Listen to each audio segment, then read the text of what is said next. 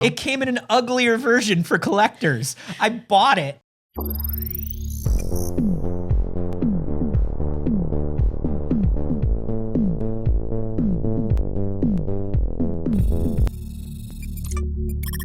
Hello, good morning. Oh, good morning, BBs. It's too early. It sure is. Welcome to the first, best, and only morning show in existence. I'm Anthony Carboni. And I'm Saige Ryan. And we've been doing this for a little over 3 years.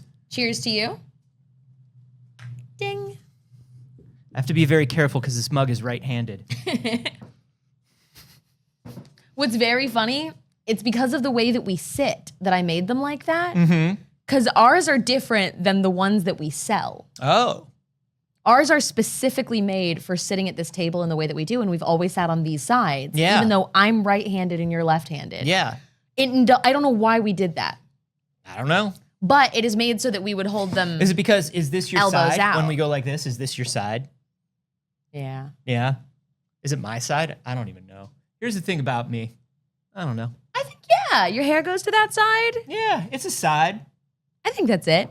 Anyways, hi everyone. Good morning. We are celebrating 3 years of It's Too Early. Can you believe it? Whoa. 3 whole 3 years. years. That's pretty exciting. Yeah. A lot has changed in 3 years, but It's Too Early is a constant. Yeah. So many things have changed. I'm a foot taller. It's true. How'd that happen? Anthony used to be smaller than me. I used to be just a little guy, and now I'm a little guy. Yeah. It's that 30 or 40-year-old growth spurt that you always hear is going to happen. You know, you were always talking about that early on in the show that you were waiting for yours. So yeah, and it happened. anything can happen. Anything can happen. In 3 Dagger's been years. promoted from producer to executive producer. Yeah. He just keeps failing up because he's so beautiful. Bless his heart. And honestly, I mean, can you argue with it? I don't know.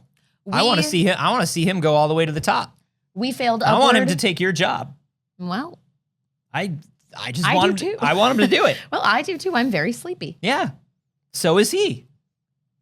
So if both of you are sleepy, he might as well be in charge. He's a beautiful boy. I don't see a flaw with this. There's no flaw. We failed upward from the shed to a real studio. Mm-hmm. It's true. Hard to believe. As far as you all know. Which part of it? I don't know. Maybe we didn't fail upward. Maybe we didn't get a studio. Maybe we never left the shack. Maybe we never were in a shack. Maybe we were doing that thing. You know that thing that sometimes that people do online? Where they pretend to be in a shed? Where they pretend to be, oh, we're in such dire straits and we're doing it all ourselves. How could we possibly be doing this all ourselves? And then it's like, nudge, nudge, wink, wink. You have millions of dollars. You're right. We secretly have millions of dollars, and that is how this cable is now straight. Did you notice, Anthony? No. That was my gift to the viewers for 3 years. Wow. But did you notice what happened in the process? Why don't you take a look? Why don't you look back and not just on camera? Did you yank a bunch of the plaster off of there? Yeah, and then I double-sided taped some of it back on. Okay.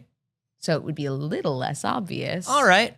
And it does seem a little off. The fact that we've drawn attention to it does make it seem like the frame might be a little off or the TV might be a little off. The TV might be, but this cable has been leveled, baby. You cannot argue with my tiny pink level that tells me that that's straight, because I wouldn't know straight if I saw it. But here's the thing that's wild. Here's the thing that's wild that always bugs me out, and maybe it bugged you out. You have to do it in relationship to the slant of the floor if the floor is slanted. Yeah, I didn't do that. So it might not be straight on camera, ever. Ever. And we'll do this for another 3 years. If not 30. If not 300. If not, listen, when the billionaires invent the technology for immortality and they let us all have it as long as we sign an indentured servitude to them. Uh-huh. In our off minutes that we have. Yeah. When we're not serving one of the billionaires for our immortality. We'll be right here. We'll be right here. Doing this. As we've said, this is where we will die. I planned it. I planned exactly where it's going to be. You know how like when an old animal, like you can see they picked apart underneath the porch. I've picked apart of the studio. Yeah? Yeah. Are you going to tell me which one? Nah, but I think you'll know. If I start hanging out in a new part of the studio that I haven't been hanging out in. Slow wandering in. I just slow walk over to the studio and I do that thing where I just walk around in circles a couple times and just kind of sit. And just sit and do that for a few hours a day. That's how you'll know. That's how you'll know. It's also how I find out you're dying? It's also already what I do every day, so I don't know how you'll know the difference. Yeah, you keep doing that on the couch in the green room. That's suspicious. That's weird. That's weird. Well, everyone, we do have some news to get into because, look, it's a video game news show. Is it? I can't even say it seriously. I think at one point it was. For years. 3 years now. Yeah. We'd say, this is a video game news show, and I'd be like, ostensibly. Supposedly. Apparently. It's implied. Look. The video games are implied. Is it more of a video game news show now when all of the other media is fraught? Yes. Yeah, that's true. There's no movies or TV to talk about. It's definitely been more of a video game news show over the last 107 days. That's true. But it's, I would argue it's mostly vibes. It's a lot of vibes.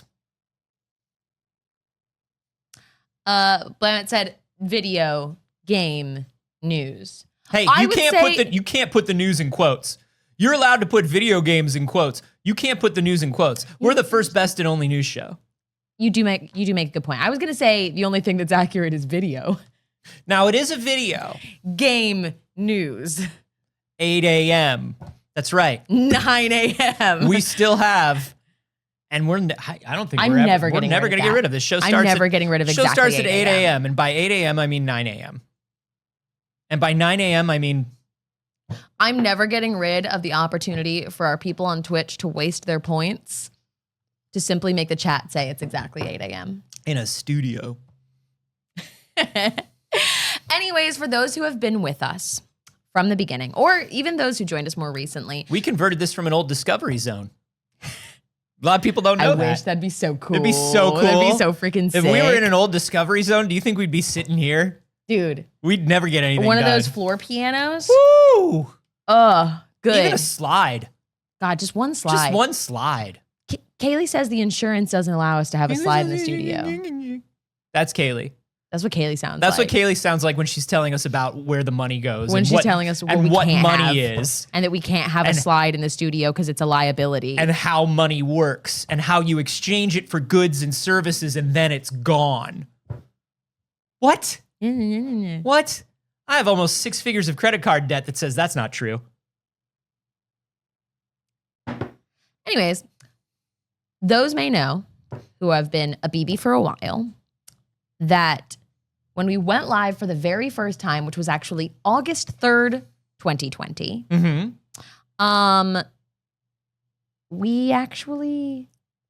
we lost the episode. We did lose the episode. We had a couple of things. So I would bet maybe one or two of you remember that we actually, the first time we did It's Too Early was on my channel. Before we launched PixelCircus, we were just like, what'd you guys think about a little news?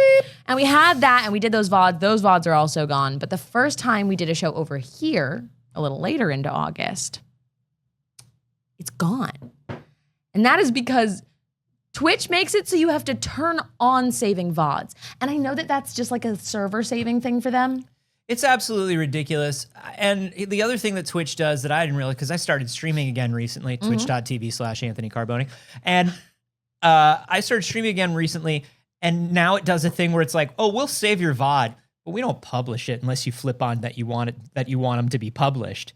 And people were like, yours don't auto-publish? They didn't auto-publish. It's a setting, but it wasn't always a setting. Fascinating. And now, like, people were like, hey, I missed your stream. Where do I watch it? I was like, I don't know. VODs are on. And I looked and it was just like, we're not making those public. You wanted people to see those? I don't understand. Wait, so you wanted us to save them and you wanted them to be visible?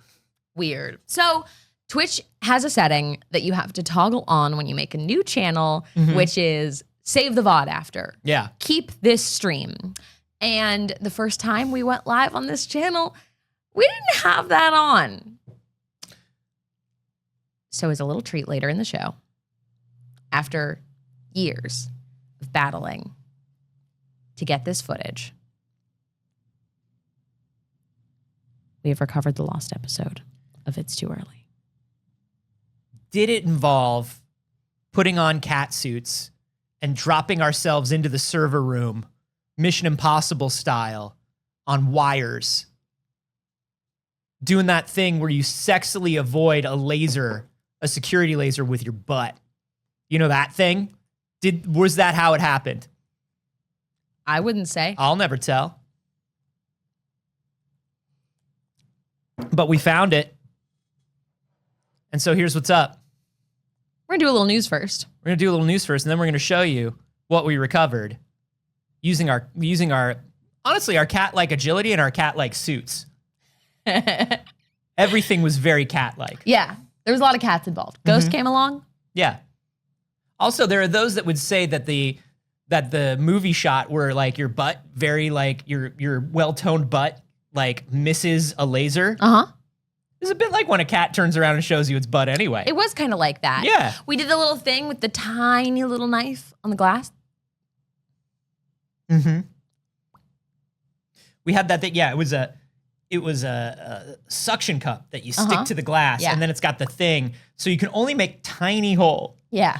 And then you reach your hand in, and then somehow you're inside. Yeah. It didn't get the rest of our person inside. We did make a very small hole in the glass, though, and then just kind of reached in. And then somehow we were inside. It turns out it works exactly the way it does when you're in the movies. Yeah, there's just a jump cut. There's just a jump cut in real life. Well, anyways. My therapist says if you have too many jump cuts in real life, you have to let them know. Yeah, my therapist says that if you have too many jump cuts, like if you're like, oh, well, I was doing this and then whoops, then I was somewhere else. My therapist is like, that's actually not a jump cut. You need to tell me if that happens. And I'm like, I took many film classes and did not get a degree. And I think I know when a jump cut is a jump cut. My therapist says you don't speak your needs because you expect people to fail you. So I'm not having as much fun. Yeah. Oddly. I think both of our therapists are onto something. Okay.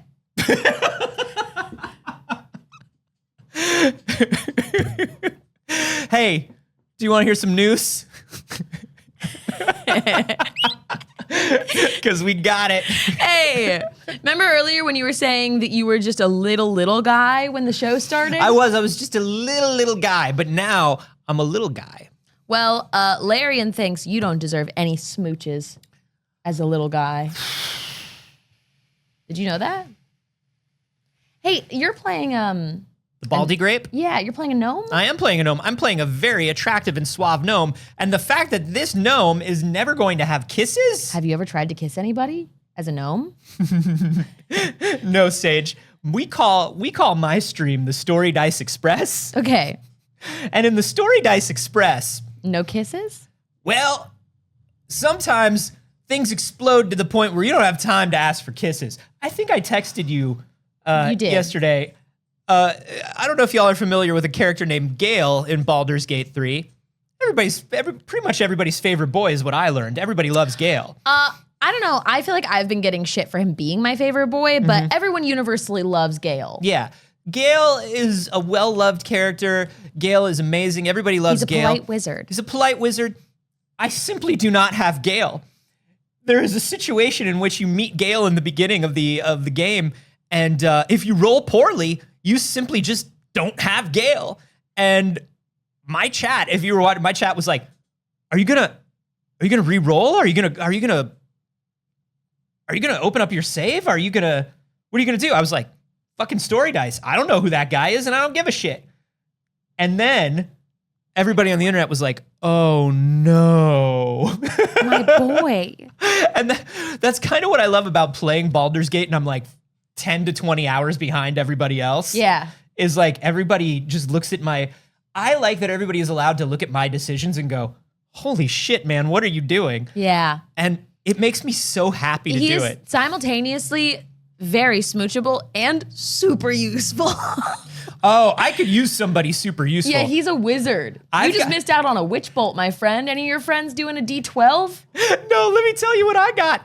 I got all the shitty people who are shitty, and I love it. Yeah.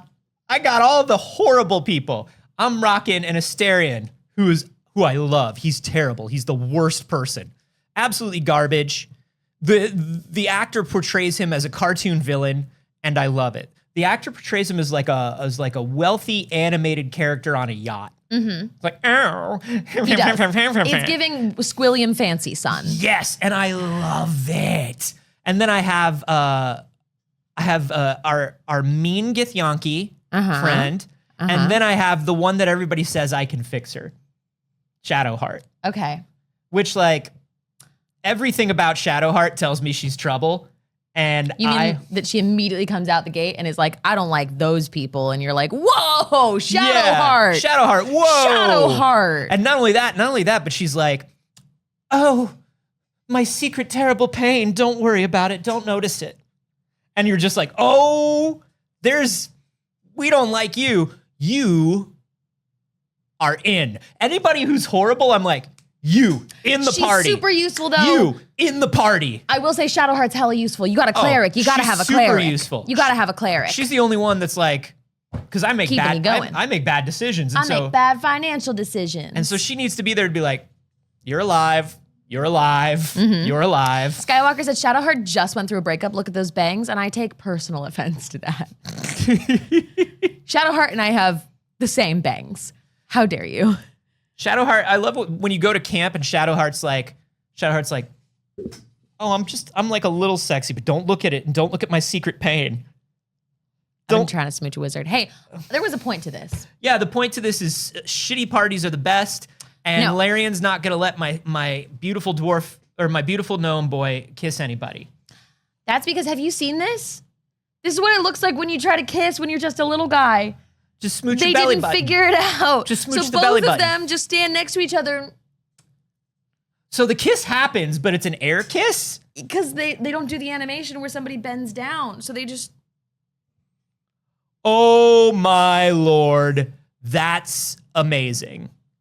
That's actually perfect. Actually, don't fix it. Actually, keep it exactly the way it is. Actually, is there a video? My gnome can't even kiss my love because he's too short. This is the kissing animation. This is not Short King Summer. That's a still, though. I want to see it. I want to see them be like... Look, eyes closed. That's what I love. They're like an insufferable couple. Mm-hmm. That's like whenever somebody tries to kiss and that there's a height difference in Baldur's Gate 3, it's like that insufferable couple in public that's like, oh, I love you. Oh, I love you too.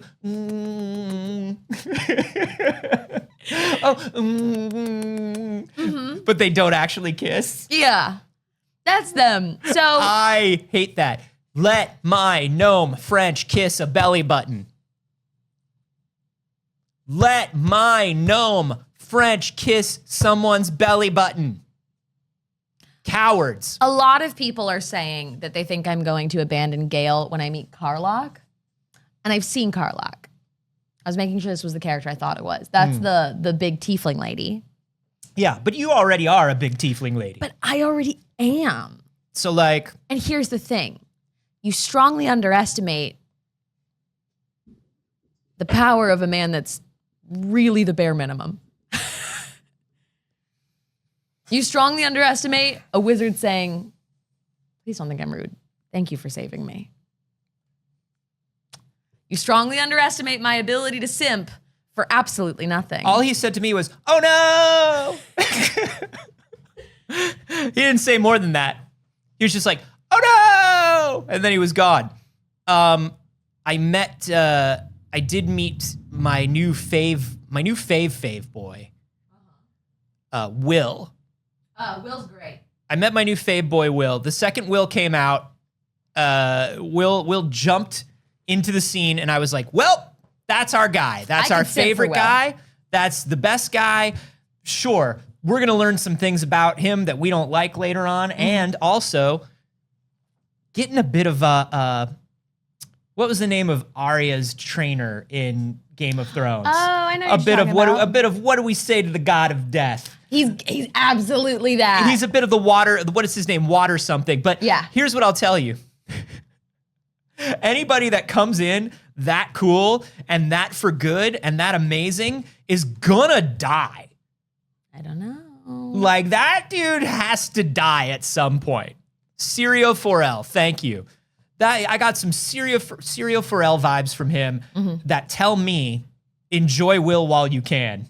Yeah. And maybe, you know that thing in Final Fantasy where like they introduce like cool goth character who you love and you're like, you're gonna leave for story reasons or you're gonna die? I better not level you up. Here's the thing. Yeah. It's Baldur's Gate 3, that's up to you. I don't think that that's going to be, and I'm not super far in the game, but I don't see that being a fixed result. I don't Who see knows? that being a fixed result. Also, I just found out I'm actually tonight. Hey, congratulations. Hey, thanks. Watch that actually on the dropout. On the dropout. Hey. Let's continue with some news, shall we? Yeah. What are we even doing? What are we even doing? Here's what I want to say. I want to talk about something that I noticed in Tears of the Kingdom. Oh? That I thought, I was like, am I noticing this? Are you still playing? Is this true? Yeah. Bits and pieces.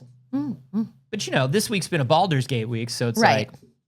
But in Tears of the Kingdom, I was like, man, these blood moons feel like they're happening more often. I was like, these blood moons really feel like they're happening more often than they did in Breath of the Wild. It can't just be me. Turns out it's not just me. Speedrunners and tool users and people who do all the things where they look into what's going on in a game have said, oh yeah, the blood moon definitely is happening more often. There is the traditional blood moon, which happens every 168 minutes. Okay. As it does in Breath of the Wild. As it does in real life. As it does in real life. Every one of our days is 168 Hyrule minutes. Think about that. So is that a blood moon every day? I don't know. Okay. I don't know. The math is tough. Yeah. Because it feels to me like there's a new day in Breath of the Wild like every 20 minutes or so. So what does that mean? What could it possibly mean? What is time about? Here's what time is about in Tears of the Kingdom. Yes, 168 minutes to a blood moon, but there's so much more than that. It turns out the blood moon forces your Switch to take a little nap right here. A little nap right here? Yeah. Turns out the blood moon's purpose is if you do too much in a certain amount of time. Game's really criticizing us for doing too much lately. The game is like, hey, listen to your therapist and don't push yourself. That's right. That's right. It's a running bit now, and it's a running bit where we all laugh and feel bad about ourselves. And go to therapy. If you do too much, explore too much, discover too many new things, put too many bright blooms in the world, the Switch goes, okay, it's blood moon time, because I have to clear out my RAM and slow down my processor, or I will crash. Fascinating. The blood moon is simply your Switch going, we're just going to do a little reset, take a little downtime. Yeah. A little time for me. And then we'll come on back. Hey, everybody, look, as your local pagan, maybe you should take blood moons to do that for yourself too. Real life. There are real blood moons. You could do it on a full moon cycle. Just maybe, I don't know, maybe it's pretty healthy. Maybe the moon does have, give us some feelings. Take a little blood moon about it. Take a little blood moon rest is what I'm saying. There are a few ways that players are calling it the panic moon. And there are a few ways to pull off a panic moon that people have seen. You can force the event by firing several opal-infused arrows with a Lionel bow at a breakable rock wall. A Lionel bow fires 3 arrows at a time, and the opals create a splashing water effect, so firing them all at the wall quickly overloads the Nintendo Switch with animations and water effects. You can do the same thing with topaz arrows, which cause lightning particle effects. It's like, okay. It's probably a blood moon right now, huh? Okay, just be cool, be cool. it's kind of interesting because I like that they're not. I actually like the blood moon a little bit. When the blood moon comes in, it's kind of cool, right? It's a little creepy. Yeah. It's kind of like a fun little like, ooh, what's happening? Yeah. You know that things are going to do a little reset, and that's fun because you're like, oh, now I can go and like grab some stuff from a place that I had grabbed everything from already. Like, it's fun. Like, I like it. But it's also neat that it serves a little technical purpose as well. It's also, listen, when those rumors of a new Switch coming out at the end of next year, which we believe are pretty true. Yeah. When you're in a game that's about firing elemental arrows and you can't fire more than 3 elemental arrows at once before the system has to take a break, that means the new hardware is coming. It doesn't matter what the industry says or who's confirmed what. It's probably coming. That means it's coming. I like a panic moon, though. Panic moon. My sun is in hyperfixation and my rising is in fear of the future. Mm-hmm. Yes. But my moon is always in panic. Panic moon is either a great like indie film or band name. Mm-hmm. Both. Both, really. Yeah. I think it's an indie movie with a great soundtrack. I agree. Have you listened to the Panic Moon soundtrack? Ooh, yeah. It Or does maybe it's a also band sound name. like the combination of my two favorite things. Well, used to be Panic at the Disco and Harvest Moon. Somebody earlier was like, oh, there's a blue Harvest Moon at the end of the month. And I was like, I'm sorry, did you say Harvest Moon? And then I was like, oh, right. Did you say there's a new Harvest Moon Sorry, coming out? I get what you're saying. The actual moon. Sorry. I'm a real pagan, I promise. I was playing Story of Seasons and I was like, wait, now there's another official Harvest Moon? Like, Which let's, we don't really want, but you know. Panic at the Blood Moon's very good. Panic at the Blood Moon. Panic at the Blood Moon's real good. So there you go.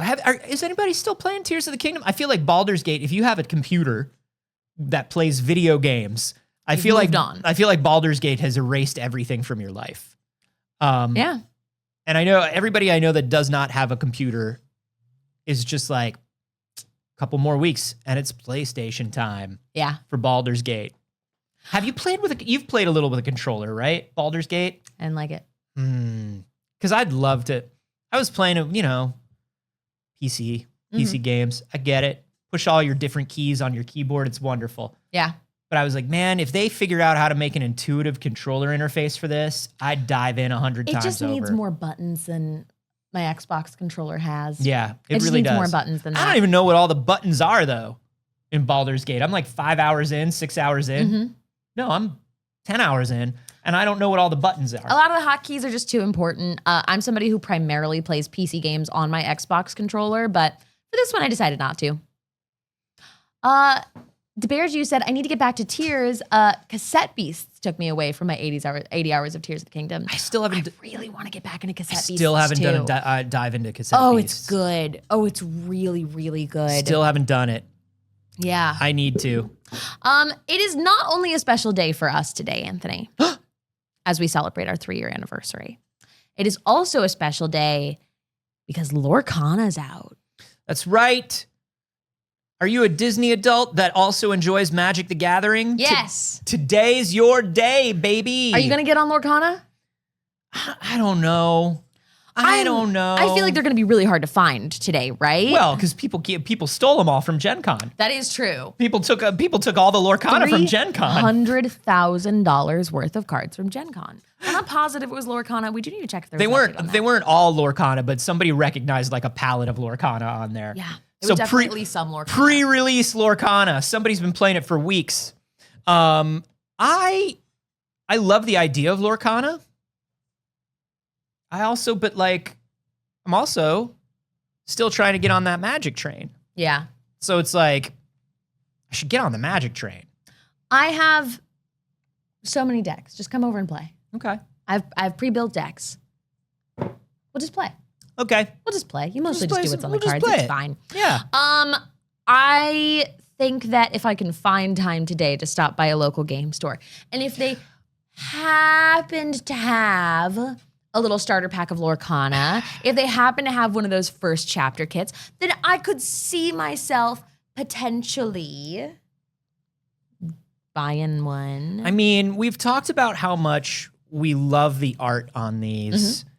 I just, I love Brave Little Tailor Mickey Mouse and the way he's drawn. And like, I do love the artists that they pulled to do these cards. I could see myself grabbing a couple packs. I could see myself grabbing a couple packs. I could see myself grabbing a couple packs. I'm curious to see if my friends start playing. Games like this are incredibly dependent on your local community and who's playing what. Yeah. So with that in mind, whether it sticks is going to be whether or not my friends are playing. That's the thing. And then if I buy it and nobody else buys it, it goes in my drawer with all the other games that I don't play. I'll still be happy to have a pack. Yeah. Well, even if I don't end up playing beyond this like first little bit. Yeah. But you can't just get a pack, right? You got to get a starter deck. Yeah, that's what I mean, like a starter deck. Okay. Not an individual pack, but like one of those first chapter kits. If I get one first chapter kit, which is a starter deck, then I think I would be okay. If I do like a large investment and I'm like, let me get all this shit, sure. But in the same way that it's like, I love my Magic cards. I don't get to play very often. I don't find time to do so. A lot of people were asking Standard or Commander. I have played much more Standard, but now playing Commander because that's what all my friends are playing. I love Commander. It's just not what my like foundation of Magic Gathering was in. And it's not what most of my decks were built for initially. But playing Commander now. Yeah. You can get Lorcana in obviously the starter decks. There are 3 starter decks. There are booster card packs, and then there are 24-pack boxes, obviously, as well. Yeah. There is a gift set that includes a bunch of booster packs, game tokens, and the special foil cards that only come in the gift set. Which I don't care too much about. I get why people do, but that's not a huge thing for me. I'm not a big collector's edition person. Yeah. That also comes with a pair of deck boxes, booster packs, damage counters, all that stuff. Saffron said, do you guys feel like Disney will actually support this, or is this a pump and dump from Disney? There are so many Disney games that just get abandoned after a year because they don't intend on putting more work into it. Disney has actually recently had an excellent track record with their games. When you look at things like Dreamlight Valley, which is still receiving support and consistent updates, when you look at, what was the other one you wanted to play recently? The little multiplayer one you wanted to play they released? There was the Illusion Island, stuff like that. They're actually crushing lately in games. Now, obviously, this is a different kind of game, the like physical aspect of it. The Villainous series, they have put a ton into and have continued to make good releases for it. I think the other thing about this, when people are like, are they going to ditch it? I'm not sure that they will because of the involvement of Ravensburger, who are the designers of this. Yep. Ravensburger's a serious company. Ravensburger's not going to dip all their resources into this Disney game unless they know that it's got legs and they're going to be able to keep making it for a while. Yeah. So I see this being a thing for a good while, and they put a lot into it. I mean, they've been prepping this, previewing it, showing art cards for over a year now.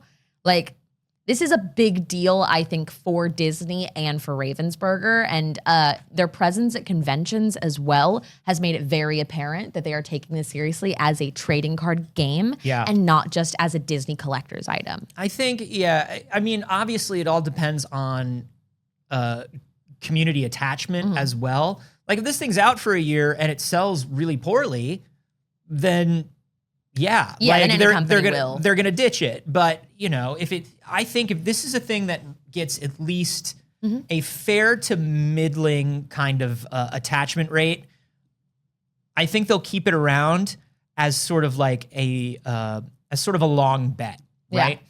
Because I have a feeling with Ravensburger taking on the majority of the design and the sort of upkeep and even the marketing, a lot of it. For Disney, it's kind of like we can sit back and we can watch this happen, and as long as it doesn't go poorly, we can keep letting it happen. Yeah. You know? Jelly PB in the live studio audience said, collector's items plus Disney is a bit worrying as well. If rare stuff is going to be collected by non-players, not that that isn't an issue with other games, but Disney's got fans. That's true. But obviously, that happens a lot with Pokemon, and I don't see that being like something where we're like, Pokemon trading card game is a bad game because of it or whatever. And I'm not saying you're saying that, to be clear. Yeah. But, you know, Pokemon has managed, and there obviously have been eras where people are having a really hard time getting them. Yeah, it's definitely an issue we bring up with Pokemon quite a lot. But I don't have a problem with non-players collecting cards. I don't have any problem with it at all. I mean, I have a problem with resellers, and that's going to be the problem. So, like, when we criticize the Pokemon of it all, it's resellers and not non-players that want to collect as like, I'm a Disney fan. If someone's just like, I'm a huge Pokemon fan and I collect these cards, That's never who we're criticizing when Yeah. we're talking about the like Pokemon phenomenon issue where people are fighting in Walmart parking lots. It's the speculation and resell community, but I think that's something where it's weird to say that, like, I'm worried that this thing will be too popular and too many people will want to collect it and that'll be a problem. Mm-hmm. I mean, that's not a bug, that's the feature, right? Like, that's what they want. And I think that comes down more to specific retailers and how they are going to handle it. Like, one of the reasons we got so many fist fights over Pokemon cards is because Walmart was like, here are the Pokemon cards. Right. Fight on the ground, you little piggies. Fight for your Pokemon cards. Squeal for them. And like, they eventually said, oh, wait, you're actually doing it. You're actually fighting. We can't have that in our stores. We have to limit things. And they said, we're sorry. We're sorry. We didn't know that you were going to fight when we said, fight, little piggies, fight for your Pokemon cards. We didn't think you'd really do it. We didn't think you'd really do it, even though every year we do the same thing for Black Friday. It's so weird.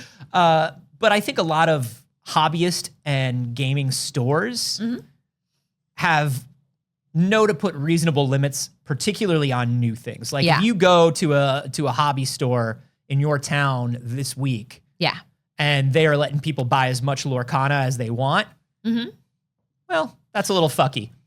I also love when companies do this. They are releasing to local game stores first. You can currently get it at the Times Square location of the Disney store and local gaming stores. Individual local gaming stores. It's not available currently. Walmart, Target. It's not available even in the majority of Disney stores. That is coming soon. That'll absolutely That is happen. coming very soon. But I think it's like a week or a 2 week lead. But this initial burst for little gaming stores, and I know, I don't care. I don't care. We know, big billions corporation. We know. But the little game stores. We're willing to give this kind of W here. I'm willing to say that was a Ravensburger idea. I'm just happy. I'm sure for the Disney local was game like, stores. oh, that is a good idea, but I don't think Disney thought it up. I think Ravensburger thought that up. It's also something that Magic the Gathering has done in the past, where it's available through their website or local game stores when they're doing a big release occasionally. So it's something that hobbyist product companies know to do. It's not something that I think Disney would know to do. I'm sure Disney has people on their Lorcana team that are very into card games. I'm sure. I'm not saying Disney has no knowledge or doesn't care at all. But I think this was something where Ravensburger was like, hey, can we do like a lead time on this? And Disney was like, oh, good idea. Yeah. Elpez says it's just to jack up prices. I don't agree with that personally. It's going to, they could put it just in Target and do the same thing. It's not scarcity is different from just putting it in local game stores. This is about location and not about volume. No, the retail price is still the retail price. The retail price is the retail price, and the amount that they release is the same amount that they're releasing if they want to put it in other stores. If your local game store is charging more for it, then that's on them. They're price gouging. Yeah. They're not releasing it for any more than the retail price it will be at any other retailer. I think what they're saying is more of the like scarcity of it all, of like you can only get it at these local game stores. Which could jack up reselling price, and I get that. Yeah, but only for like literally a week and a half. Like everything comes out at September 1st. Right. So I don't think that's. I see net good here. Yeah. I see net good here in that those few weeks are for local game stores. That initial burst comes to local game stores, and then they continue to be everywhere. Yeah, I think these are all smart decisions. I think it's neat. And I'm happy about it, and I'm very excited, and I hope I get time just sneak by a little local game store today, and I hope that they have it because I'd really like a pack. I'd really like to. And then Anthony, you come over and you play with me. Okay. Yeah, I want a Brave Little Tailor. I'll try the game just to have a Brave Little Tailor. If I find them at the store, I will buy you a pack. A little pack, Brave Little Tailor. I will buy you a Brave Little Tailor pack if they have it. The problem is I don't want to. You know why I don't want to go to the store for this, right? Because you'll buy a bunch of other stuff. Because you know me.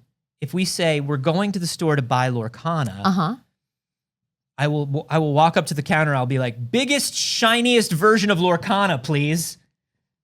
I won't. Because my brain says, oh, you could buy a starter deck, but here's the problem. What if you buy a starter deck and you really like it and you want to play it all the time, and then all the collector fancy ones are gone? Then what happens? And my brain goes, oh no, artificial scarcity. I'm easily marketed to. Quick, buy the one with all the foil. Buy the shiniest version there is. Hurry. It's very funny. Those don't do it for me. Ooh, does it for me all the Like, time. I think that they're neat, but there is no, I don't know. It just doesn't hit. Honestly, one of the things that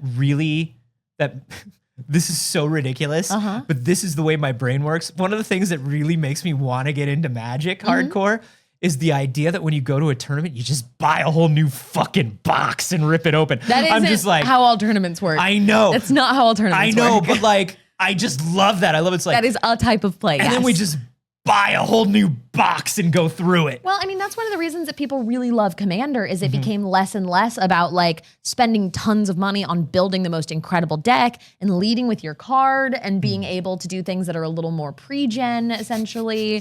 Sir Ross the Weary in the live studio audience says, man, you had like 3 Google Stadias. I did. I had the special collector's Google Stadia. I know. It came in an uglier version for collectors. I bought it. That's the problem. So here's the thing for me. If a collector's edition genuinely, like outside of cool for this, Yeah. looks cool to me, I'm in. But a lot of the time, collector's editions, like knickknacks that come with things, collector's items that come with things, I just don't find appealing. Ugh. And if they aren't something that it's like, if it wasn't Lorcana, would I pick that out? Then it just doesn't do it for me. Oh, is there a shiny tchotchke that I could have maybe? I don't like tchotchkes. Ooh, I love a shiny tchotchke. And then I put it in a drawer and I forget about it because I move on to the next shiny tchotchke. I'm And then trying to 2 get better years about later, it. he pulls it out of the drawer and he goes, "Do you want this?" And I go, "No." And I go, okay. and it goes back in the drawer. And it goes back in the drawer because it's a tchotchke with value, even though it has no value to me or anyone I know. And I don't want to sell it because that would be selling it to a stranger, and that's gross. It needs to be given to somebody who loves it. Somebody I know who will love and appreciate the tchotchke. Yeah. It does not work. Yeah. Honestly, Spirit of Crow. Yeah. Spirit of Crow. Can I give you this? I found it. It's shiny. It's a gum wrapper. Would you like it? It's the shiniest thing I own. Now, I don't know if Elise is still in the chat, but Elise has coined a term that she calls penguin pebbling, Yes. where it's I know just penguin like, pebbling. I give you little thing. Yeah. That's it. Goodbye. That's it. Goodbye. That's it. Goodbye. It doesn't mean. I leave little thing for you Yeah. to let you know I think of you. Yeah. Goodbye. I'm a big fan of that. Love to penguin I pebble. like doing that. You know, I like to get little gifts. I do. I just like to give people like, here, this for you. Yeah. I just like to do it. Very thoughtful, random shit. Yeah. Like very, very thoughtful. Never like, oh, I just saw a thing. Very much I thought of you when I saw this thing. But it'll be like, wow, I never would have thought that you would show up at my house with these Lady Gaga sunglasses that you bought a pair of for each of us. Yeah. But I did. But you and did. sometimes it'll be like somebody I haven't spoken to in years, and I'll be like, well, that's for this person. And then I'll like call them up. I'll be like, hey, I gotta meet up with you. Here's this thing. And they're like, oh wow. Oh, wow, That okay. actually is. Yeah, that is for me. Yeah. Oh. Anthony, are you my grandma? Almost. Almost. What does that mean? Figure it out. Figure it out. Yeah, we love a tchotchke. Hey, you want to talk about collector's editions of things? Yeah. I do. I consider this a collector's edition. Have you played that Frog Detective? I have not. Frog Detective is a series of 3 good video games by a developer called The Worm Club. It's a great name. The Worm Club has made 3 of these wonderful games for you, and you can play them currently on the PC and on PC Game Pass. You are a frog and a detective. That's it. Get wrecked. It's hilarious. Yeah, that looks great. It's so good. Frog Detective has to save everybody. And they're all weird. Okay, yeah, I'll play it. Now, that came out in 3 different games for the PC. Then it came out on PC Game Pass as the entire mystery. And now the entire mystery is coming to all the consoles. What do you got? A console? Name it. I've got a PS5, I've heard. Yeah, it's coming to PS5. I've got a Switch. Yeah, coming to Switch. I've got a Xbox Series X. Yeah, coming to Xbox Series X. I've got a Nintendo 64. What if I told you? Yes. I'd be very confused. I'm going to announce it here. This is a world exclusive. I can't believe they're letting us do this. Frog Detective is coming to the N64, the Wonder Swan, and the Casio Loopy. Wow. Enjoy. It's too early with the hot off the press news. It's coming to PlayStation 4 and 5, Xbox One and Xbox Series, and Nintendo Switch. I'm gonna play it on Game Pass. It's good.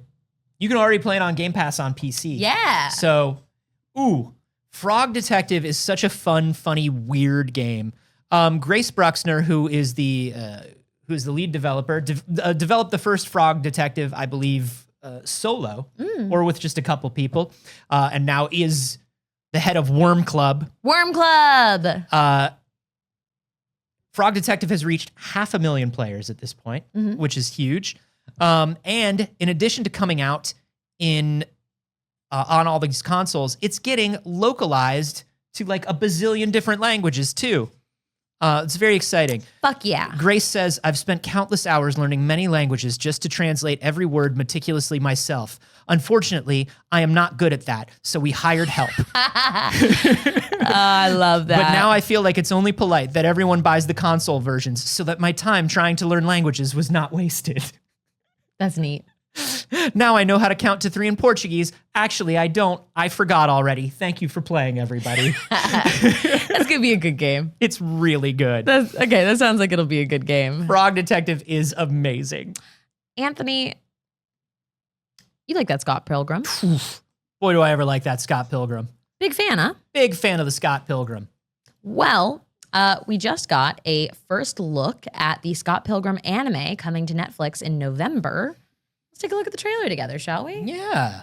We're going to watch this on mute because you know a Scott Pilgrim soundtrack is going to get us hit. So this is Edgar Wright and Ben David Grabinski and Brian Lee O'Malley. Brian Lee O'Malley, obviously the creator of Scott Pilgrim. Edgar Wright and Ben David Grabinski, obviously the creatives behind the film, decided to retell the story of Scott Pilgrim as an anime. Yeah. Brought back the entire cast from the film as their roles in this anime, which I think is wild. Absolutely wild that everyone is back. Look at this. Look at this shit. Look at that Chris Evans. Look at that Brie Larson. Look at that Mary Elizabeth Winstead. Absolutely. Aubrey Plaza. Wild. Anna Kendrick. Michael Cera. Like, come on. Alan Wong. It's huge. Everybody's there, and it's being done by Science Saru. Science Saru is one of my favorite animation studios right now. They are behind the most recent Crayon Shin-Chan movies, The Night is Short, Walk On Girl. Obviously, the Adventure Time food chain was their like weird episode of Adventure Time. They did Space Dandy. They also did an episode of Star Wars Visions.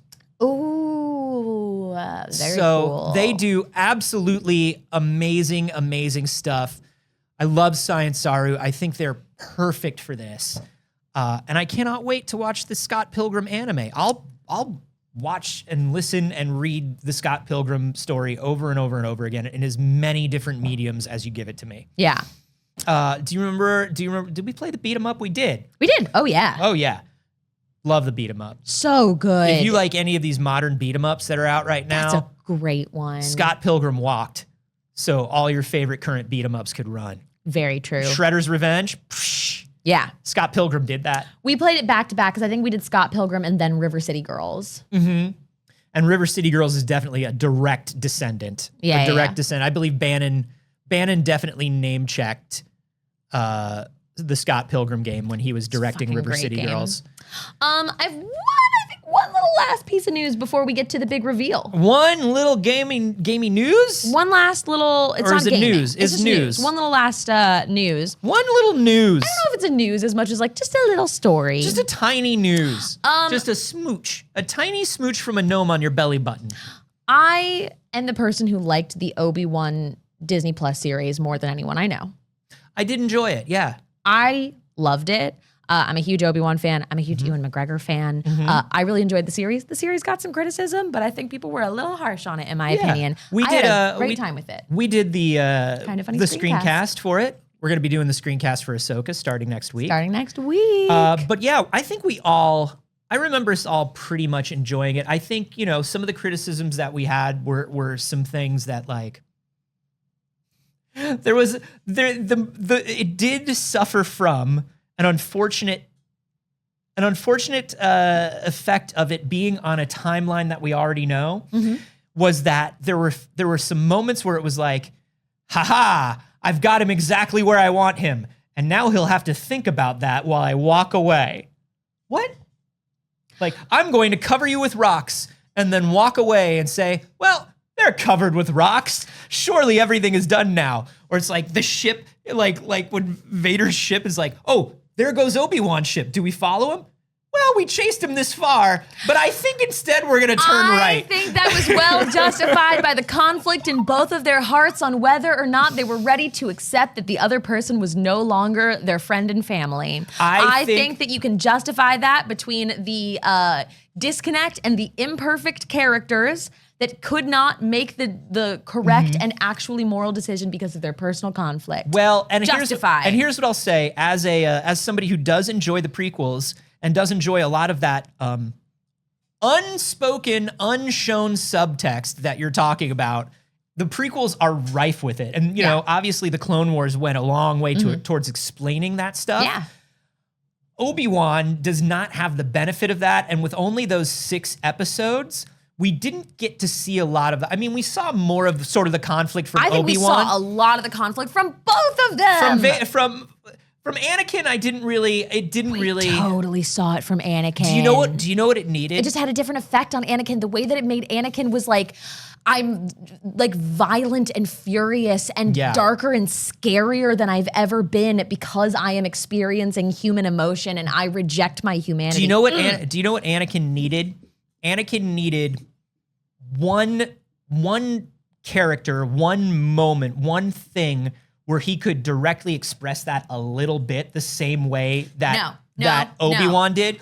Because otherwise, as the audience, we're like, just go get him, man. No. Just go get him, man. Angry Anakin and Vader until Luke. But I'll tell you what. That's the thing that finally breaks him. You can't break him because you can't undercut the moment between him and Luke later on.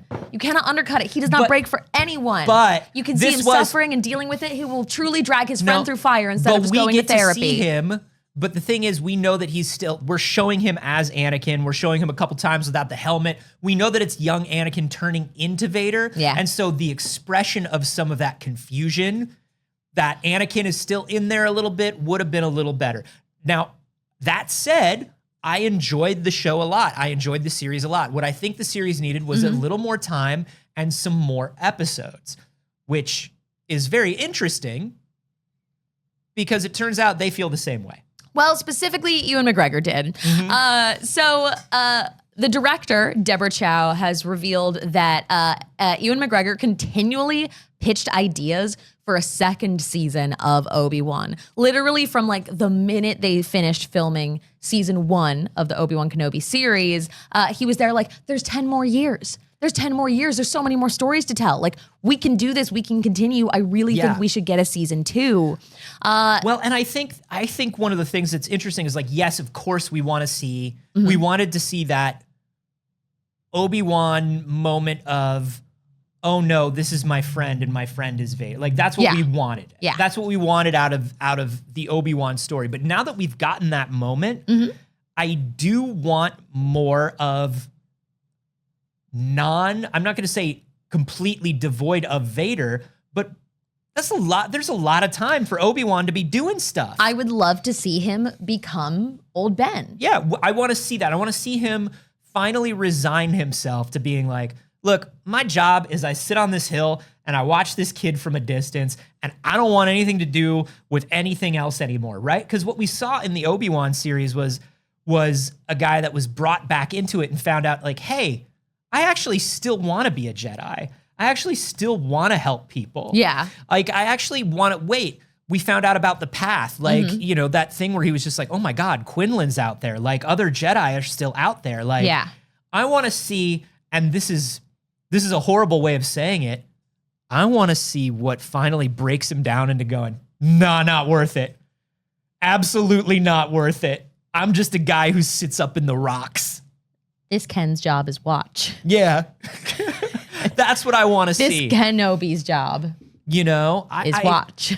Because I loved Little Leia, and I loved all this. There's a lot of people also criticize the fuck out of Little Leia. Loved Little Leia. And to that I say, shut up. Honestly, Little Leia was dopest part of the show in so many ways. There was a lot of good stuff about that show. Little Leia surprised the hell out of me with how much I loved her. I think if that exact character, I'm talking down to details of the exact same dialogue and delivery, was a little boy, people would have loved it.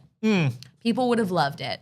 Oh, yeah. 100%. I think that little girl crushed it. I think that the writing for her was fun, and it was fun to see a baby Leia, and she deserved that because, we got so much of everybody else. Yeah. We got to tell the stories of everyone else coming into theirs, and Leia was just like, and she's here, and she's a princess, don't worry. We've centered things on, that's one of the things is so much of the original, we centered on Luke and we centered on Han, and then especially as we went into the sort of more modern stuff, it was cool to see General Leia.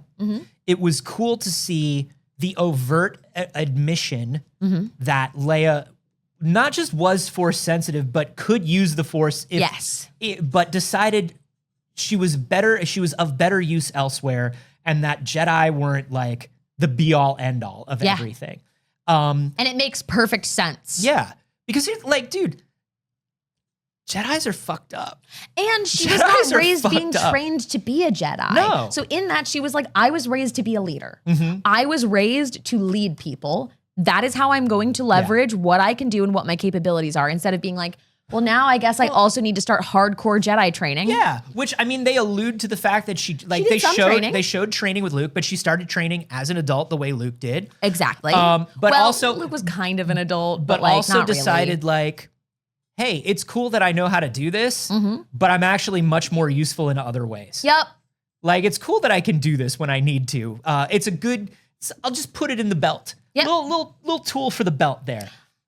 Magic is not the most powerful thing I contain.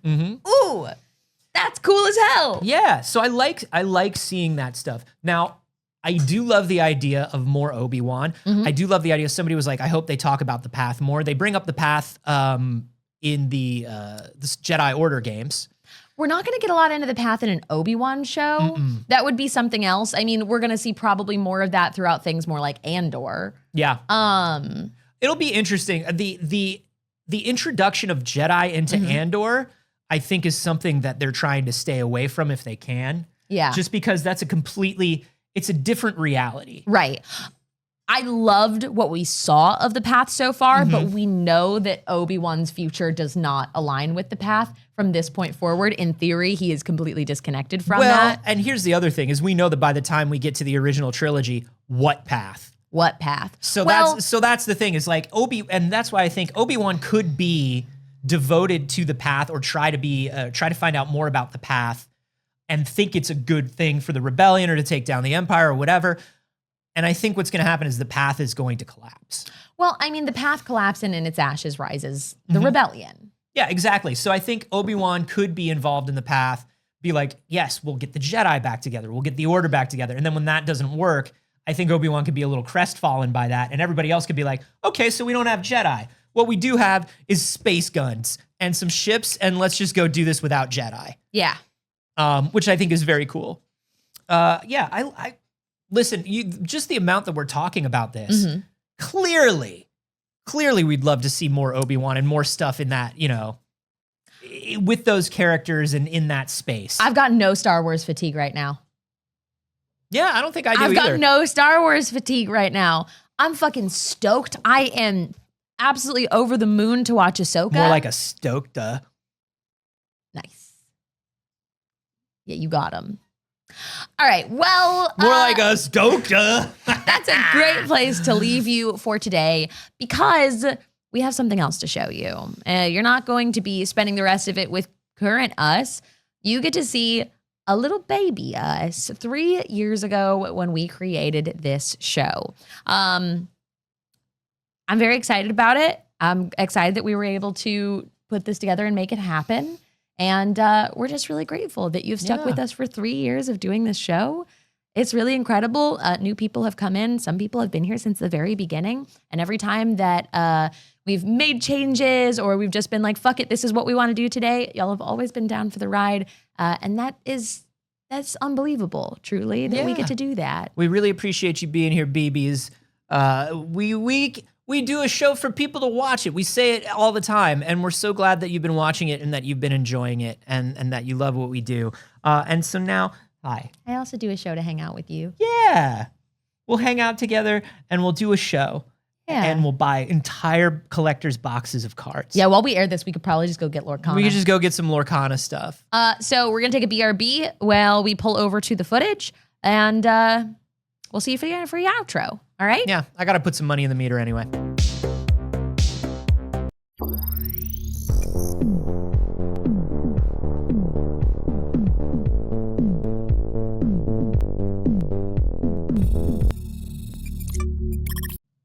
Hello, good morning. Oh, good morning, everybody. Welcome to It Is Too Early. It's a brand new show, and we're very excited to be doing it. I'm Anthony Carboni. And I'm Saige Ryan. And I'm just going to go ahead and say it. I think I wear this shirt too much. Have you noticed that I wear this shirt too much?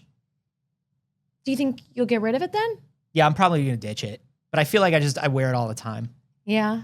I don't know. This is probably not something that we need to say. Oh, great. Hi. Welcome to the very first episode of our new show. Welcome to the new channel. We just figured since we're stuck at home for a while, we would spend a little bit of time talking about some news stuff that we find interesting. Yeah. Yeah. Let's do it. Let's do our first. Sorry. Getting used the to buttons. the are new. I'm sure I'll get it down. I'll get it down really quickly. So anyway, our first story. Yeah. Is No. Sorry. It's actually no. Okay. Shit. Sorry. You're not supposed to see that. Don't. You worry. didn't see that. Yeah, you didn't see that. You didn't see it. Don't worry about it. Said we weren't going to show them this. No, we shouldn't. We should never show them that. Like it should feel like it's just coming from off the top of the dome, you know. Anyway, let's talk about some news. First of all, some very exciting game news for Marvel fans. I am waiting for this one, and I think it's going to be so rad. I am predicting Game of the Year here. Yeah, we've been waiting. I mean, we've been waiting over 10 years for this. Marvel's Avengers is finally in beta. This is huge. We are going to play so much of this, Anthony. I am so excited for this game. Oh, that's the, no, go back. Oh wait, that's mine. No, that's the wrong one. Okay, there we go. Sorry. Let's go to, here we go. Yeah, I think you got it. There we go. Yeah. Marvel's Avengers beta is here. This is so huge. I can't wait. I mean, listen, here's what I'll say. That first cinematic that they released looked like a little odd. Like the characters looked a little like great value versions of our characters, but like realistically, we shouldn't expect them to look the way they do in the movies. No, these are their own versions. We have to get used to these characters not being there. Yeah. So in doing so, it makes sense. Yeah, and it's not about that anyway. It's all about the gameplay, and I think this is going to be the fact that you can play as all these different characters and they all have their own different play styles. Yeah, like that's wild. It's going to be so good. I think that we're going to lose a lot of time to this game. You and me personally. John G-Man 5 in the live studio audience says Game Awards winner. I think so. Yeah. I think so. And I mean, like we're talking about Marvel and Square Enix, and like so much money has been dumped into this game. What can go wrong? Truly. They know that they have to get this one right. Oh, hey. Okay. Yeah. Careful there. I'll show that. So yeah, that's going to be absolutely huge. And it's good that that's coming out because, unfortunately, we have some bad news. And that bad news is Halo Infinite has been delayed until 2021. How? I don't know. They've been working on this for so long. You'd think like it's their whole job. Look, we're in a game of of a console war. Yeah. You know, like we're waiting to see. And like this is obviously flagship for the Xbox. And I'm curious to see how that's going to impact the Xbox when it comes out and everyone gets their hands on it. Yeah, I mean, look, right now, I think because it's going to come out within launch window, I think we're still okay. I don't like it when they say launch window. Like you'd think they'd want Halo to be there day one. But it's okay. Launch window is day one. Maybe it will be day one. Yeah. They're giving themselves they're giving themselves a little buffer.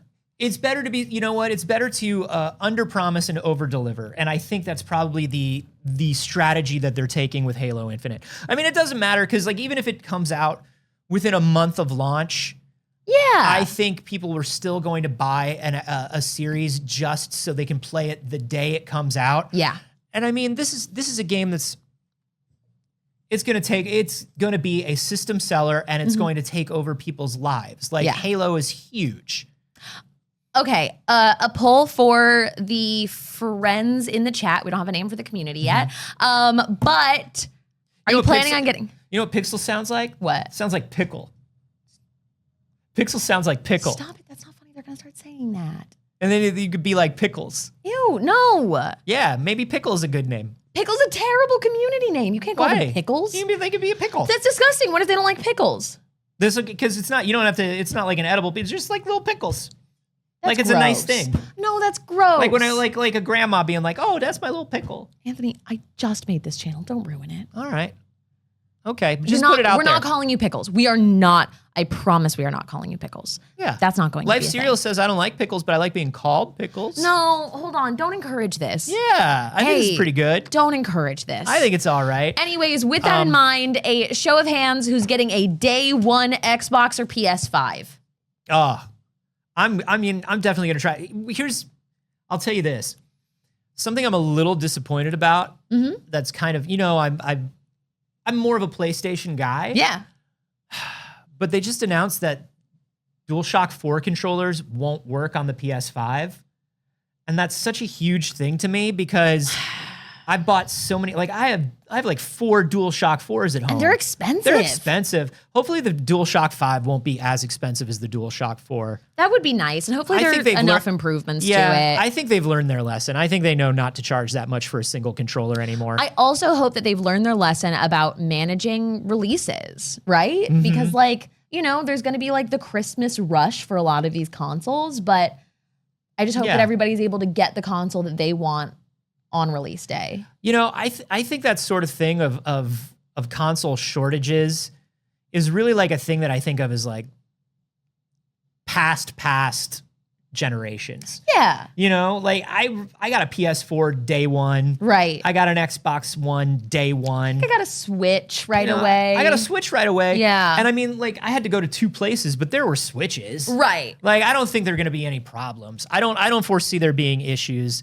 Because that's the thing is they need this new attachment rate. Yeah. And they know they need the attachment rate. Otherwise, people are not going to be excited about this generation. No. So I think they're going to go into it. But the other thing is, especially with everybody being, home. Oh my gosh, a new console right now while everybody's stuck at home. By then we'll be out. By then we'll be like, everything will be fine. Yeah.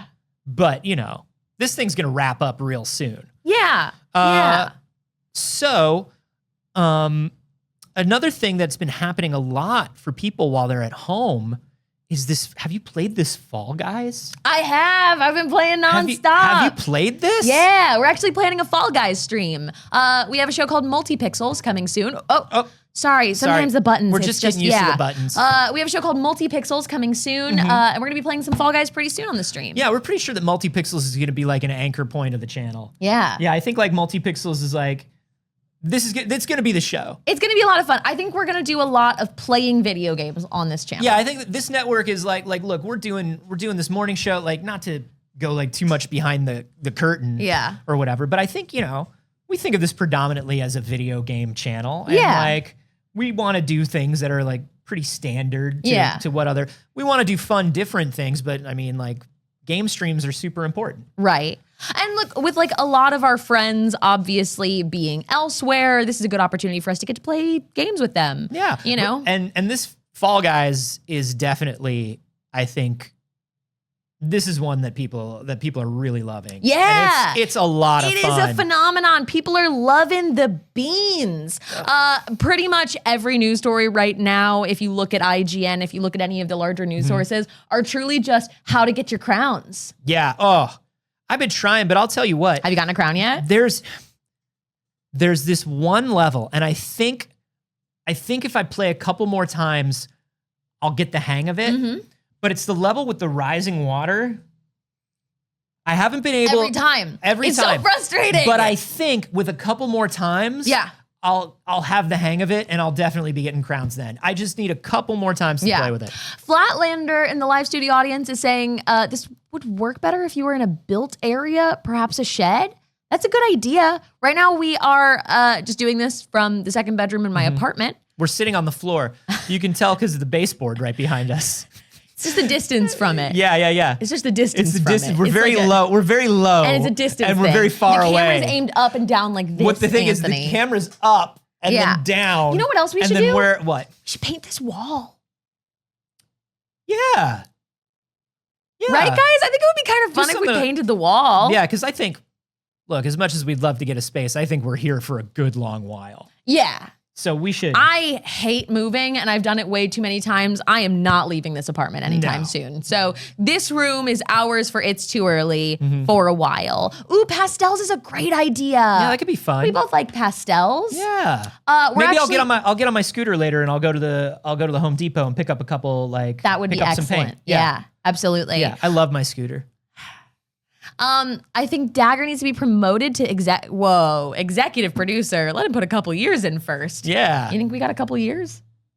I mean, let's see it. Let's see how it goes. I mean, we'll do this during the pandemic, but who knows? Who knows? Who knows? Who knows what'll happen? Yeah, maybe you're stuck with us at this point. Yeah. I also think too that we're planning on launching a Patreon. So maybe it would be fun if one of the first things we did was paint the wall. Let you guys be part of it, putting our first set together. You want to do a live event of literally just paint drying? Yeah, I want to let them watch paint dry. I don't know if anybody will be into that. I don't know. I mean, we can talk more about it. It's funny in concept, but are people really going to watch that? That's weird. I don't know. This is how we find out. Hey, first episode of It Is Too Early, everybody. Hey, it is too early, everyone, and we are excited to keep doing this. Monday, Wednesday, and Friday, here at 8 a.m., always 8 a.m. Yeah. Forever exactly 8 a.m. We did start a couple minutes late today. That's just because we're new. Yeah. That's just because we're new, and I think once we get the hang of it, we're just ironing out, some of the kinks, but we'll definitely be extremely punctual. Once, after a couple, not 5 days a week, we were thinking about it. We were thinking about it. We talked about it. We're still maybe we'll do this for a few weeks. And then we figure by a month or two in, we could probably get up to 5. Yeah. And I definitely think there is enough content. Yeah. And we have the time and the energy. And that's what's important. Well, and we have to end by 9 because I have to go to work at G4. Yeah.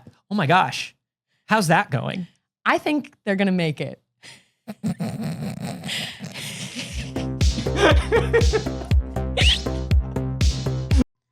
All right, everybody. We hope that you enjoyed the very first episode of It's Too Early. Wow. Boy, we were wrong about so many things. No. Who would have thought we'd be so wrong about so many things? Yeah, I guess so. And looking back, it's very interesting to see. Terrible track record on us. Yeah. Did we get one of those things right? We're bad at this. Thank you for watching for 3 years. Thank you for sticking around. Truly and genuinely, we love you so much.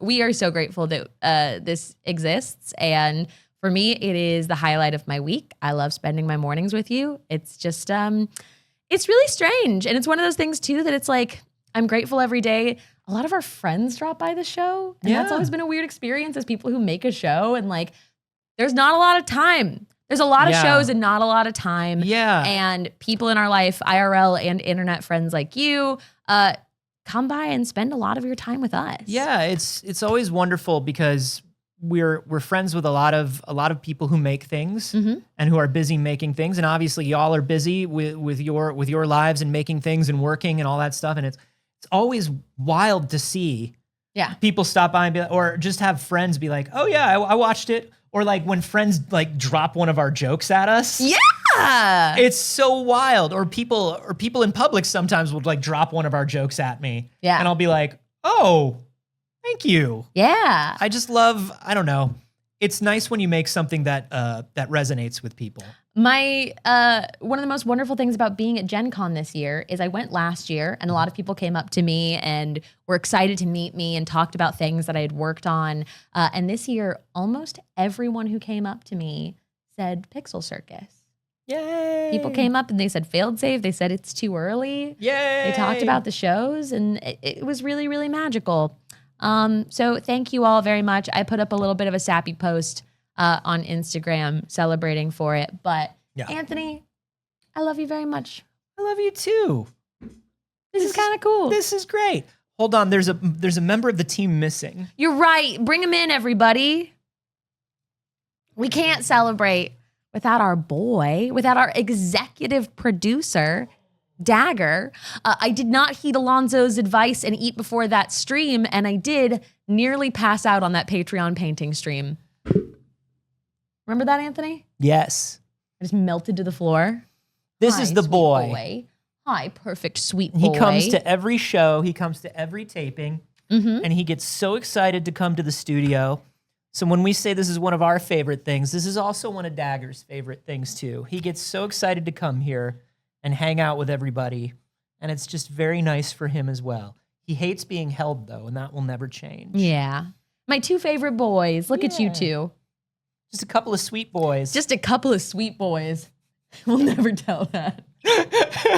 There's a story of a couple of sweet boys. Maybe someday you'll get to know. Thank you, everybody. We appreciate you very much. If you're a patron, we're going to do something for you today. So be sure to be a patron if you're not. Maybe it's Coward. more stories from 2020. Who knows? We love you so much. Thank you for being here for 3 years. If you've just joined us today or any time in between, we are immensely grateful that you've chosen to be here when you could be anywhere. And we're going to be making some really cool upgrades to the show very soon. It's been 3 years. It deserves it. And we're excited to show you what we have coming up and we're what going we to get have taller. in mind. Even taller. Yeah, I'm going for my 27-year-old growth spurt. Yep. That, you know, comes along with your wisdom teeth. I've been told. Yes, it all happens. And Which it's all is going to also happen when you get them. It's all going to happen right here. We love you very much, BBs. We didn't do the things. Oh, we got to do the things. We still got things to do, Anthony. Hey, where are you when you're not here? You can find me everywhere on the internet at Not Saige. I stream on my channel Monday, Wednesday, and Saturday. But this Saturday, I will be live on this channel continued our 3-year channel anniversary with Pixel Prom. I will be all dressed up. How about you, Anthony? I'm going to wear a tuxedo t-shirt to Pixel Prom. You can still get those, right? Those are hilarious and fun and cool. Yeah. Yeah, then that's what I'll do. You can find me everywhere on the internet at Carboni, except for here on Twitch, where I'm at Anthony Carboni, and I am badly streaming Baldur's Gate. Woo! It's all story dice all the time. I'll probably be on this afternoon, so follow me if you have not. And there's a new episode of my podcast, We Have Concerns, up today at wehaveconcerns.com. All right. We're going to thank everybody who supported us during the show. As a reminder, we are an independent network that has moved from the second bedroom in my apartment to a shed behind where I lived to this, an actual studio. A haunted discovery zone. Woo!